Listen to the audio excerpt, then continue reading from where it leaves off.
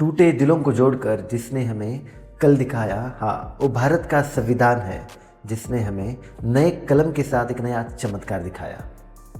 अंधेरे में भी जिसने हमें उजाले का रास्ता दिखाया, हाँ वो भारत का संविधान ही है जिसने हमारे भारत देश को भारत बनाया। दोस्तों आप इमेजिन करो कि एक देश अभी अभी बटा है, लाखों घर बेघर है, लाखों लोग बेघर है, हर तरफ हिंसा है, और तभी कई लोग इकट्ठे बैठ के एक कलम पे कुछ लिखते हैं और वो बन जाता है भारत का संविधान, जो 75 साल बाद भी अभी भी पूरे दुनिया को चौंकाता है।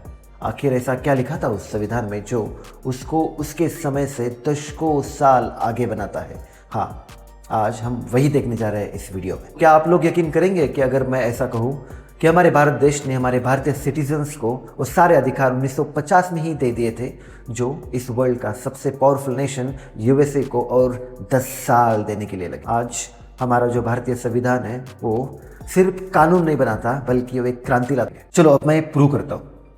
भारतीय कॉन्स्टिट्यूशन में, संविधान में जो अनुच्छेद है आर्टिकल 14 और 15, तो आप जानते होंगे है ना। कानून के सामने समानता और भेदभाव पर रोक पर खास बात यह है कि अब अनुच्छेद 15(2) सिर्फ सरकारी नहीं, निजी लोग और संस्थान भी किसी को सार्वजनिक जगहों में जाति, धर्म, लिंग के आधार पर अलग नहीं कर सकते। यानी दुकान, होटल या सार्वजनिक जगहों में भेदभाव भी रोका गया। अब आता है अनुच्छेद 17 जो अस्पृश्यता मतलब अनटचेबिलिटी को पूरी तरीके से गैर कानूनी बताता है। फिर आता है अनुच्छेद 23 जो मानव तस्करी, बंधुआ मजदूरी और जबरन श्रम पर सख्त रोक लगा देता है। ये सारे आर्टिकल्स ये दिखाते हैं कि संविधान ने सिर्फ कागजी अधिकार नहीं दिए हैं बल्कि समाज में व्याप्त असमानताओं को जड़ से मिटाने की कोशिश की है। अब आता है समूह विशेष अधिकार मतलब सामाजिक असमानता को पहचानना। अब संविधान ने माना कि सिर्फ व्यक्ति के अधिकार की नहीं, समूहों मतलब रिलीजियस, लिंग्विस्टिक, सोशल ग्रुप्स को भी विशेष संरक्षण की आवश्यकता है। संविधान सभा में इन मुद्दों पर गर्म बहस हुई। शुरुआती मसौदों में कुछ आरक्षण हक थे पर बाद में कुछ बदल दिए गए, जैसे धार्मिक अल्पसंख्यकों के लिए विधानसभाई आरक्षण 1949 में वापस ले लिए गए। फिर भी डॉक्टर BR अम्बेडकर जैसे नेताओं की वजह से संविधान ने माना कि कुछ समूहों को विविधात्मक उपचार मतलब डिफरेंशियल ट्रीटमेंट मतलब एफर्मेटिव एक्शन देना जरूरी है ताकि संरचनात्मक असमानता दूर हो। बस इसीलिए 1950 में भारत ने संवैधानिक रूप से एफर्मेटिव एक्शन को अपनाया जो अमेरिका के बड़े नागरिक हक पर कदमों से लगभग एक दशक पहले था। अब आता है धर्मनिरपेक्षता। भारत का एक खुद का मॉडल है। संविधान ने ऐसा मॉडल अपनाया जो धार्मिक स्वतंत्रता देता है पर किसी धर्म को खास दर्जा नहीं देता।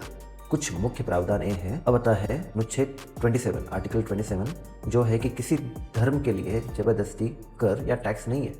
फिर आता है आर्टिकल 28 जो बोलता है कि राजनीतिक मतलब स्टेट फंडेड शिक्षा संस्थानों में अनिवार्य धार्मिक शिक्षा पर रोक लगा दी जाती है। फिर आते हैं आर्टिकल 25-26 जो बोलते हैं कि धार्मिक स्वतंत्रता और धार्मिक समूहों को अपने धार्मिक मामलों में चलाने का अधिकार देते हैं। फिर आता है आर्टिकल 29 और 30 जो भाषाई धार्मिक अल्पसंख्यकों को अपनी भाषा, लिपि और संस्कृति रखने और अपनी शैक्षणिक संस्थाएं चलाने का अधिकार देती है। ध्यान दें, सेक्युलर शब्द संविधान में बाद में 1976 जुड़ा पर मूल व्यवस्था है पहले से ही धर्मनिरपेक्षता के सिद्धांत पर काम करती है। संविधान के प्रभाव के बारे में बात करते हैं। ये जो संविधान है भारत का वो हमारा 75 साल से नैतिक और संवैधानिक मानक बना हुआ है। हाशिए पे पड़े लोगों और आंदोलनों के लिए एक आशा बना रहा। कानूनी दस्तावेज होने के साथ साथ राष्ट्रीय एकता और